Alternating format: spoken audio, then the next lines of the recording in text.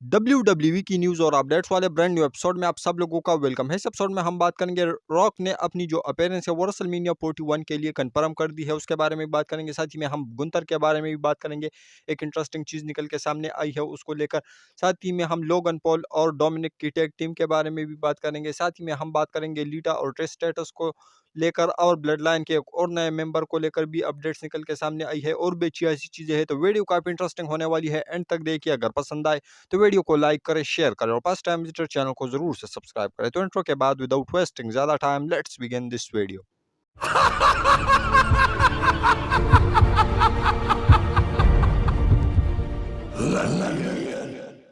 तो सबसे पहले स्टार्ट करते हैं कल के मंडे नाइट रॉ के साथ। तो कल का जो मंडे नाइट रॉ है वो काफ़ी ज़्यादा कमाल धमाल, काफ़ी ज़बरदस्त होने वाला है, क्योंकि ये कनाडा मॉन्ट्रियल जो कि सेमी ज़ेन का होम टाउन है, यहाँ से होने वाला है। तो यहाँ के लिए WWE ने क्या क्या चीज़ें कन्फर्म करके रखी है तो आप लोगों को बताता चलूँ।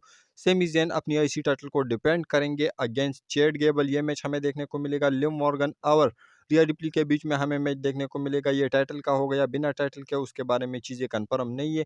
साथ ही में हम बात करेंगे कि और क्या-क्या कन्फर्म है। तो जे ऊसो और पेन बेलर का मैच भी कन्फर्म है, ये भी हमें देखने को मिलेगा। वुमेन्स की टैग टीम टाइटल का भी जो मैच है वो भी हमें देखने को मिलेगा। कोडी रोड भी कल के मंडे नाइट रॉ के लिए कन्फर्म है। और साथ ही में एक इंटरेस्टिंग चीज़ जो कि कल के मंडे नाइट रॉ के लिए पहले से WWE ने कन्फर्म करके रखी थी, तो वो है शेमस का रिटर्न। तो शेमस जो है कल के मंडे नाइट रॉ के अंदर आप लोगों को देखने को मिलेंगे। तो ये सारी चीज़ें कल के मंडे नाइट रॉ के लिए WWE ने कन्फर्म करके रखी है। तो कल का जो मंडे नाइट रॉ है वो बिल्कुल भी मिस करने लायक नहीं है। अगर आप लोगों से मिस हो गई तो चैनल को ज़रूर से सब्सक्राइब करें, तो मेरे चैनल पर आप लोगों को मंडे नाइट रॉ का जो रिव्यू है वो देखने को मिल जाएगा। इसके साथ हम बात करते हैं अपनी नेक्स्ट अपडेट के बारे में, जो कि जुड़ा हुआ है लीटा और ट्रिश स्ट्रेटस से।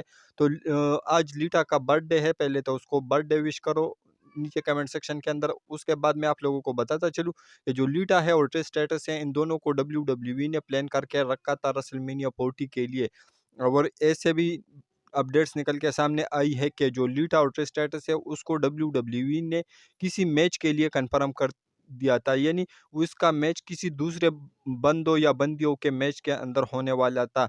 लेकिन बाद में WWE ने ये सारे प्लान्स चेंज कर दिए, और इस वजह से हमें ये दोनों WWE के अंदर देखने को नहीं मिली, ना ही रेसलमेनिया 40 के अंदर देखने को मिली। तो आप लोग इसके बारे में क्या कहोगे? इसके साथ हम बात करते हैं अपनी नेक्स्ट अपडेट के बारे में, जो कि जुड़ा हुआ है नटालिया के एक ड्रीम मैच से। तो नटालिया रिसेंट टाइम में एक इंटरव्यू के अंदर आई थी, जहाँ पर उन्होंने बहुत ज़्यादा बातें की है, और उससे सवाल पूछा गया कि आप अपना लास्ट मैच किसके अगेंस्ट देखना चाहती हो? तो उन्होंने कहा है कि मैं जेट कारगिल के साथ अपना मैच देखना चाहती हूँ। तो ऐसे में मैं भी चाहता हूँ कि वो अपना रिटायरमेंट मैच जेट कारगिल के अगेंस्ट ही रसल करे, और हमें यहाँ पर एक पासिंग द टॉर्च वाला मोमेंट देखने को मिले कि नटालिया की तरफ से, कि वो जेट कारगिल के लिए पासिंग द टॉर्च वाला मोमेंट दे। तो ऐसे में नटालिया ने बहुत ज़्यादा जो है चीज़ें की है WWE के लिए, तो उसको हम लोग अप्रिशिएट करते हैं, जिसको ज़्यादातर फैंस नटालिया को क्रिटिसाइज़ भी करता है। लेकिन मुझे नहीं लगता कि जो नटालिया का वर्क है वो क्रिटिसाइज़ करने लायक है, क्योंकि नटालिया ने बहुत कुछ दिया है, और इस टाइम पर वो ओल्ड एज हो गई है, यानी 42 इयर्स ओल्ड है इस समय वो। तो ऐसे में मुझे लगता है कि अब उसको रिटायर हो जाना चाहिए, और उसको WWE को हॉल ऑफ फेम के अंदर इंडक्ट करके उसको अच्छे टर्म पर WWE के साथ जो है चीज़ें ख़त्म करनी चाहिए। तो आप लोग इसके बारे में क्या कहोगे? इसके साथ हम बात करते हैं अपनी नेक्स्ट अपडेट के बारे में, जो कि जुड़ा हुआ है डोमिनिक और लोगन पॉल की टैग टीम से। तो रिसेंट टाइम में जो डोमिनिक है उन्होंने इंस्टाग्राम के ऊपर अपनी और लोगन पॉल की रेसलमेनिया की बैक स्टेज की फ़ोटो डाली है, जहाँ पर जो लोगन पॉल है वो हैंडशेक कर रहे हैं डॉम डॉम के साथ। तो ऐसे में जो डॉम डॉम है उन्होंने कैप्शन में लिखा है कि क्या कहना है तुम्हें मेरे इस ब्लैक जो रिंग गियर है उसके बारे में। और साथ ही में वो जजमेंट डे के अंदर उसको इन्वाइट कर रहे हैं कि भाई तुम्हें जजमेंट डे के अंदर ज़रूरत है, और तुम जजमेंट डे के अंदर जो है तुम्हें आना चाहिए। तो ऐसे में जो लोगन पॉल है उसका भी रिएक्शन निकल के सामने आया है। उन्होंने भी एक डार्क वाली जो अपनी पिक्चर है उसको डाल दिया है, और साथ ही में उन्होंने सोचने वाली इमोजी को भी डाला है। तो ऐसे में maybe WWE judgment day के अंदर तो एडिशन नहीं हो सकता लोगन पॉल का, हो भी सकता है क्योंकि वो भी एक हील फैक्शन है, लोगन पॉल भी एक हील बंदा है। तो ऐसे में ये भी हो सकता है, लेकिन मुझे क्या ज़्यादा इंटरेस्टिंग लग रहा है कि WWE डॉम डॉम और लोगन पॉल का एक टैग टीम बनाए, जिसका एक अनोखा सा नाम रखे और ऐसे में उसको जो है टैग टीम चैंपियंस भी बनाए। तो ऐसे में मुझे जहाँ तक लगता है कि WWE इस चीज़ की तरफ जा सकती है। तो आप लोग इसके बारे में क्या कहोगे? इसके साथ हम बात करते हैं अपनी नेक्स्ट अपडेट के बारे में, जो कि जुड़ा हुआ है WWE ड्राफ्ट से, जो कि हमें 26 और 29 अप्रैल को देखने को मिलेगा। तो ऐसे में इस ड्राफ्ट को लेकर आप लोगों को बताता चलूँ कि इस साल पहले मंडे नाइट रॉ और स्मैकडाउन का हमें ड्राफ्ट देखने को मिलता था।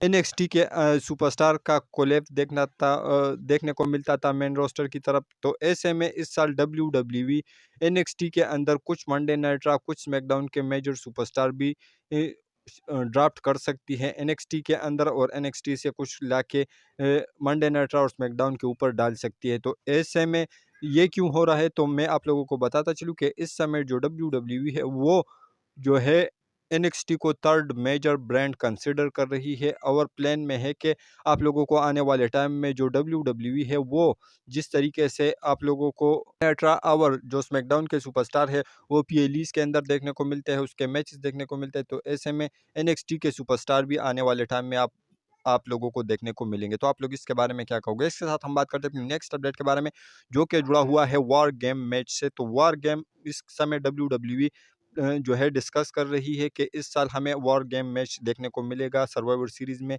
तो ऐसे में ये किसके बीच में होगा, तो अभी के हिसाब से तो पेक्शन भी बहुत ज़्यादा है, वो चीज़ें भी कंफर्म नहीं है।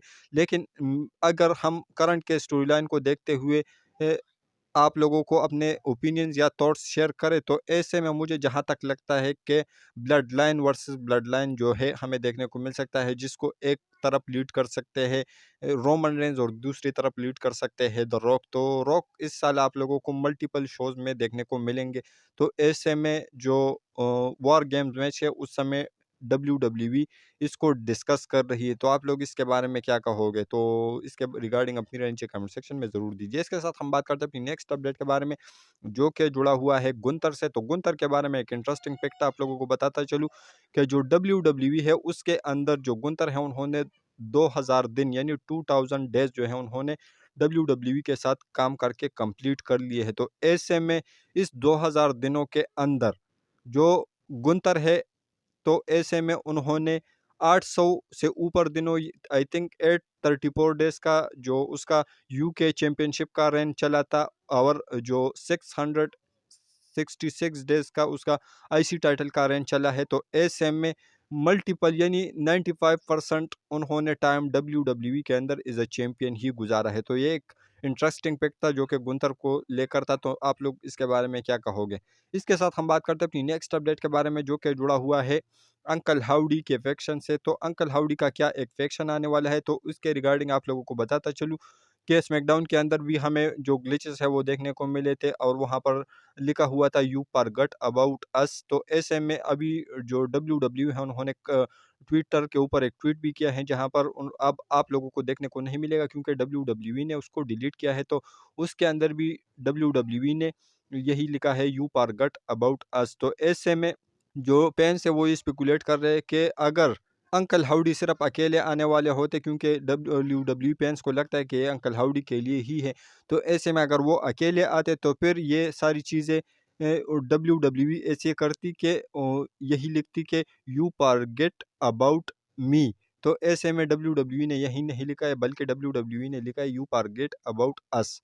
तो अस जो है वो प्लूरल है। तो ऐसे में आप लोगों को जो अंकल हाउडी का फैक्शन है वो देखने को मिलेगा, और मैं भी इसके अंदर जो एरिक रोवन है वो भी आप लोगों को देखने को मिलेंगे, जो कि हमारा अगला अपडेट है। तो एरिक रोवन को लेकर अपडेट्स निकल के सामने ये आई है कि जो एरिक रोवन है वो डब्ल्यू के साथ कॉन्ट्रैक्ट में नहीं थे। तो ऐसे में वो इंडी प्रमोशंस के अंदर compete करते थे, और मल्टीपल डेट्स के लिए उन्होंने इंडी प्रमोशन के साथ उसका शेड्यूल भी था। तो ऐसे में अब अपडेट्स निकल के सामने ये आई है कि जो एरिक रोवंस है उन्होंने अपने जो सारे डेट्स है उसको कैंसिल कर लिया है, और उन्होंने ये कहा है अपडेट्स के अकॉर्डिंग कि जो एरिक रोवन है उसका किसी कंपनी के साथ जो है वो डील हो गया है, तो ऐसे में वो कंपनी उसको अलाउ नहीं कर रही है इस इंडी प्रमोशन में कम्पीट करने के लिए। तो भाई यूजुअली हमें ये चीज़ें कहाँ पर देखने को मिलती है, तो WWE के सुपरस्टार के साथ देखने को मिलती है। तो मे भी जो फैंस है वो ये स्पेकुलेट कर रहे हैं कि जो एरिक रोवन है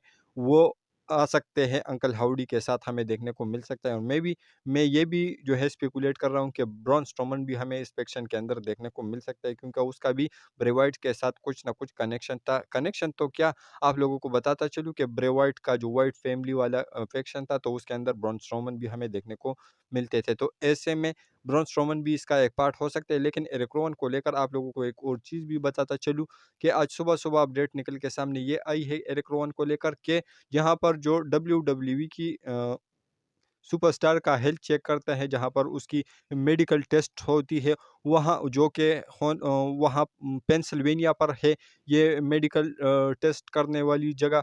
तो यहाँ पर आप लोगों को यहाँ पर जो अपडेट्स है वो ये निकल के सामने आई है कि जो एरिक रोवन है उसको कुछ लोगों ने इस पेंसिल्वेनिया के अंदर देखा है, जहाँ पर WWE की मेडिकल टेस्टमेंट होती है सुपरस्टार के WWE सुपरस्टार का। तो ऐसे में यहाँ पर एरिक रोवन को सपोर्ट कर लिया गया है। तो आप लोग इसके बारे में क्या कहोगे? क्या एरिक रोवन WWE के साथ डील में आ चुके हैं या नहीं? वेल इसके बारे में फिर नीचे कमेंट सेक्शन में ज़रूर दीजिए। इसके साथ हम बात करते हैं आज की फाइनल अपडेट के बारे में, जो कि जुड़ा हुआ है द रॉक से। तो द रॉक के बारे में अपडेट निकल के तो सामने नहीं है, बल्कि उन्होंने अपनी वीडियो जो है पोस्ट की है ट्विटर के ऊपर, जहां पर उन्होंने बहुत सारी चीज़ें कही है। रेसलमेनिया को ग्रेटेस्ट ऑफ ऑल टाइम कहा है, साथ ही में उन्होंने कहा है कि रेसलिंग एक बार फिर से कूल हो गई है। साथ ही में उन्होंने सेथ रॉलिंस को भी अप्रिशिएट किया है, उसको MVP कहा है रेसलमेनिया का। साथ ही में रोमन रेंस को जो है उसको भी अप्रिशिएट किया है, जो कोडी रोड है उसको नए चैंपियन बनने पर जो है कांग्रेट्स कहा है। तो ऐसे में जो रॉक है उन्होंने ये भी कहा है कि मैं रेडी हूँ अब रेसलमेनिया 41 के अंदर कोडी रोड को पेश करने के लिए। तो उन्होंने ये तो नहीं कहा कि कोडी रोड को मैं पेश करने के लिए रेडी हूँ, बल्कि उन्होंने ये कहा है कि कोडी रोड के पीछे मैं आने वाला हूँ। और ऐसे में जो रॉक है उन्होंने ये कन्फर्म करके बताया कि रेसलमेनिया 41 के अंदर वो होने वाले हैं, क्योंकि उन्होंने अभी से कन्फर्म करके बताया है इस वीडियो के थ्रू। तो आप लोग इसके बारे में क्या कहोगे? रॉक रेसलमेनिया 41 के अंदर हमें देखने को मिलेंगे, उसका मैच किसके अगेंस्ट होगा वो चीज़ें कन्फर्म नहीं है, लेकिन जब भी वो आएंगे वो कोडी रोड के पीछे ही आने वाले हैं। तो ऐसे में आगे आने वाले जो टाइम है वो काफ़ी ज़्यादा इंटरेस्टिंग होने वाला है। तो आप लोग इसके बारे में क्या कहोगे? वेल इसके बारे में फिर नीचे कमेंट सेक्शन में ज़रूर दीजिए। और हमारी ये जो आज की वीडियो थी वो यहीं तक की थी। अगर पसंद आए तो वीडियो को लाइक करें, शेयर करें। फर्स्ट टाइम विजिटर चैनल को ज़रूर से सब्सक्राइब करें, क्योंकि आप लोगों को हमेशा ऐसी इंटरेस्टिंग और लेटेस्ट वीडियो देखने को मिलती रहती है। तो मिलता हूँ आपसे बहुत ही ज़्यादा जल्दी किसी इंटरेस्टिंग वीडियो के साथ। तो until that time stay healthy and keep watching Russell केचर।